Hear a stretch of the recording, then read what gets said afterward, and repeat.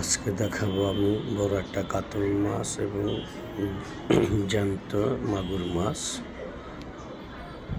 খুবই ভালো দেখছেন, মাগুর মাছগুলো কত সুন্দর শান্তশিষ্ট হয়ে বসেছে। এখন দেখবেন সাগরের টোনা ফিশ, যেটাকে ফ্রাই করে খাওয়া হয়।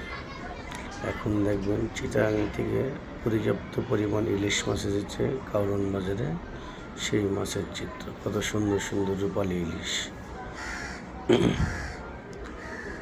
দেখতে পাইছেন, কত মজাদার ইলিশ। নাকি খুবই সুস্বাদু, আমাদের জাতীয় ইলিশ, খেতে খুবই মজা, কিন্তু ভিতরে অনেক কাটা। ঠিক আছে, ইলিশ মাছটা অনেকেই মজা করে খায় এবং সুস্বাদু একটা মাছ, মাছের রাজা ইলিশ। এখন দেখাবো আবার চাষের তেলাপিয়া মাছ। খুবই সৌন্দর্য এবং সোনালি রং নিয়ে তারা বসে আছে, আর আড়তদাররা ক্রেতাদের কাছে বিক্রি করতেছে তেলাপিয়া মাছ। খুবই এটা। এখন আবার দেখাবো সাতক্ষীরার চাষের ভেটকি কুড়াল মাছ। এখন দেখবেন চাষের রুই, তারপর এটা হলো আপনার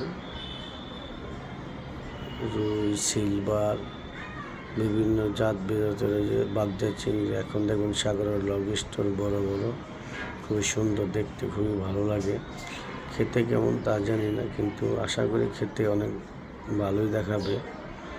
এটা খুবই ভালো, আমার তো পছন্দ হয়েছে। এখন দেখবেন একটি ছেলে বড় একটি কাতল মাছ নিয়ে ছবি তুলেছে। আবার দেখেন সিলভার মাছ, সাগরের লাল কোরাল, শিলন মাছ নদীর, আবার সেই সাগরের বড় চিংড়ি, সাগরের লাল পোয়া, সাগরের কাঁকড়া মাছ, পাতোয়া মাছ, খুবই মজা ঘোরাচুরো। আবার চাষের ভাঙন মাছ।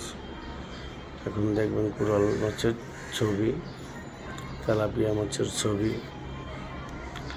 টোনা ফিশের ছবি, পাবদা মাছের ছবি, আবার সেই রূপালী ইলিশের ছবি, সাগরের সুরমা চাপা মাছ, মিরকা মাছের ছবি। এটা